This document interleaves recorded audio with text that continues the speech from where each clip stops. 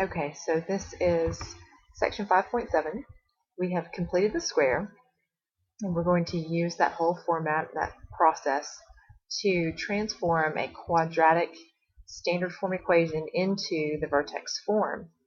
So here I have the situation where we had ended the completing the square format, and I posed a question, and I said if I stop completing the square at the step where I have factored my perfect square trinomial on one side, and I have this left over where I've combined terms, and I stop here where I have my factored binomial, and I move this -7 back over so that I have x minus 2 squared plus 7, because that -7 has become a positive 7 over. I'm going to take this 0, which normally I have replaced, when I have replaced my f of x equals or my y equals with a 0, so that I can find my x-intercepts, because my y is a 0 at the x-axis. Well, now I'm going to put that y back in so that I can write my general equation. And here I have my general equation, y equals x minus 2 squared plus 7. Then I can go about looking at this and say, well, I have an a value right here, which is understood to be 1, and I have a vertex, which is 2, 7. And then I can graph this parabola. I know it's facing up because I have a positive a, and I know how those other points relate to this vertex, and I have a very good picture of what this parabola looks like. So let's do a problem that we had done when we completed the square. So remember, our a has to be 1. So if we have a problem like this, which was our second example when we completed the square, 2x squared minus 7x plus 5, and we divided out the 2 so that we were left dealing with this problem with all of our fractions, which were so much fun. X squared minus 7x, 7 over 2x plus 5 over 2 equal to 0.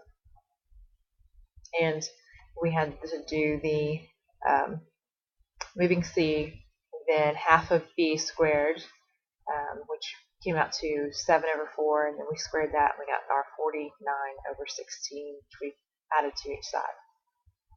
And when we combine these like terms over here, negative 5 over 2 plus 49 over 16, we were left with 9 over 16. Factoring what we have now completed as a perfect square trinomial, just to review, we had minus 7 over 4, so this square root. You could also think of it as half of your b, and that would also give you your negative sign. We're going to stop here. So stop here completing the square, and we're going to start finding the vertex form. So I'm going to move this term back over, and I have this form, which is just about finished for my parabola. So I have an h and I have a k. However, remember, what did we do to start this problem out? Oh yeah, we're going to bring this 2 back, which we divided out. And we need this 2 because, if you remember, our standard form of the quadratic equation, we had an a, a b, and a c. This a value is very important. It tells us something about how this parabola looks. So we need this a value. So we need to put that a value back in. So if we multiply this entire equation, showing you right here, the entire equation. So this binomial, this term alone by itself, and the 0. Of course, multiplying the 0 won't change anything. Multiplying this fraction, we will have, it's going to affect the 16, so it will end up being over 8. And you can check out that multiplication. And then it will just be a coefficient in front of this binomial.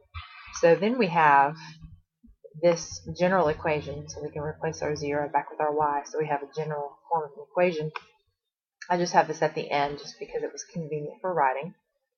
So we have our a value, because remember we had y was equal to a x minus h squared plus k, and since this has subtraction, we have a negative k value. Here's our h and our k. So our vertex is 7 over 4 and negative 9/8. And of course, we can get the equivalent decimal forms, and we're going to use this a value to see more of the attributes of our parabola. And we can look at that on the graphing calculator. If you graph this quadratic equation, if you graph the original one in, just cheating and using your graphing calculator to see how that looks. Here's that vertex. Here's the 7/4, which is 1 3/4. And here's the -9/8, which is a -1 1/8, which is a 0.125.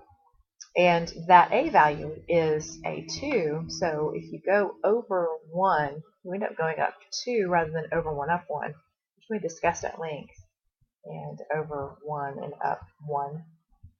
And we will also end up going over 2 from our vertex and up 1, 2, 3, 4, 5, 6, 7, 8, and land at our other 2 points.